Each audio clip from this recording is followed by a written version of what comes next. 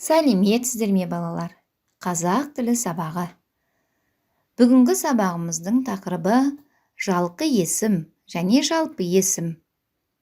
Балалар, бүгінгі сабақта зат есімнің жалпы және жалқы түрлерін ажыратамыз. Жалқы есімнің жазылу емлесін сақтай аласыздар.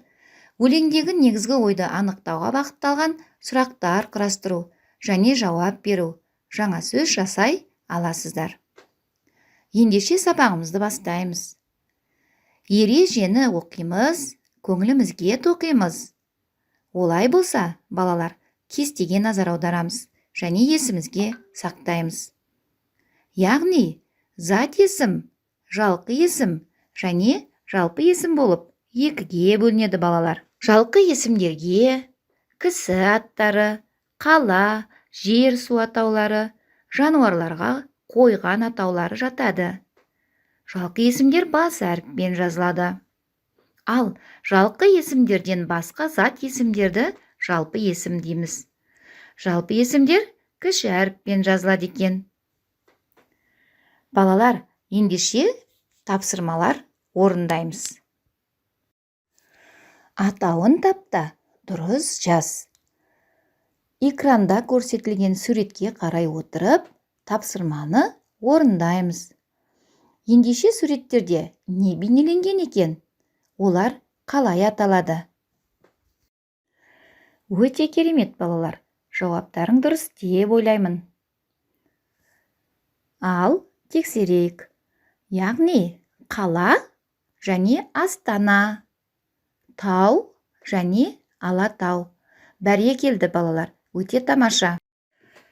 Енді келесі жаттығу 30-шы жаттығу. Өлеңді мәнерлеп түсініп оқы. Өлеңдегі негізгі ойды тап. Өлең мазмұнына сүйеніп, 3 сұрақ құраңыздар. Біздер сәлем береміз. Сәлеметсіз бе, ағай, деп. Есенсіз бе, әжей, деп. Амансыз ба, атай, деп. Ұл қыз сәлем береміз, өнегелі өренбіз. Балалар, өлеңдегі негізгі ой не туралы? Яғни, сәлемдесу туралы екен. Ендеше өлең мазмұны бойынша 3 сұрақ құрастырып көрейік. Жарайсыңдар балалар. Қандай сұрақ құрастырдыңыздар? Ендеше сұрағымызды оқып көрейік.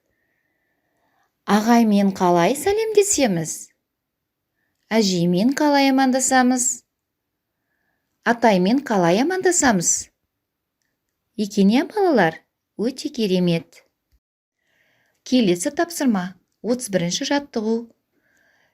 Өлеңді жатқа жаз. Өлеңнен жалқы есімдерді тап.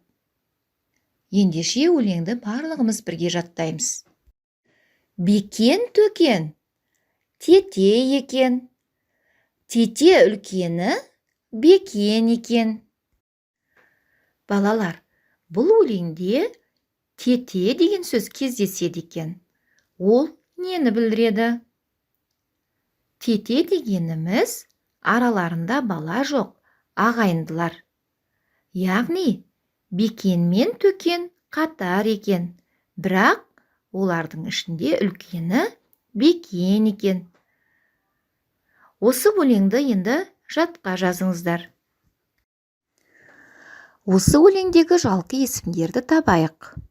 Жалқы есімдер қанекей, қайсы?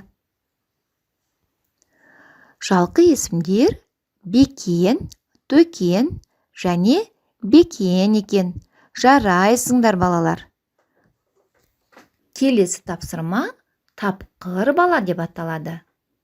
Тапқыр болсаң, берілген сөздерден жаңа сөз жасап көр.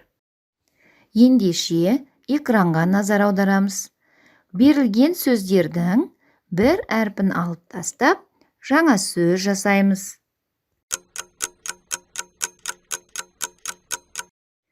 Жауабын тексерейік. Атай сөзінен и әрпін алып тастап, жаңа ата сөзі шықты. Әжей сөзінен и әрпін алып тастап, жаңа әже сөзі шықты. Ағай сөзінен и әрпін алып тастап, аға сөзі шықты. Жарайсыңдар балалар. Балалар, сендерге бүгінгі сабағымыз ұнады деген ойдамын. Бүгінгі сабағымыздың мақсатына қаншалықты жеткенімізді білу үшін төмендегі кестені толтырамыз. Яғни, кері байланыс. Кері байланысымыз ойды аяқта деп аталады. Бүгін мен сабақтан не білдім? Қолымнан не келді? Бүгінгі сабақтан не үйрендім? Қиындық тудырған сәттер. Осымен бүгінгі сабағымызды аяқтаймыз. Сау болыңыздар.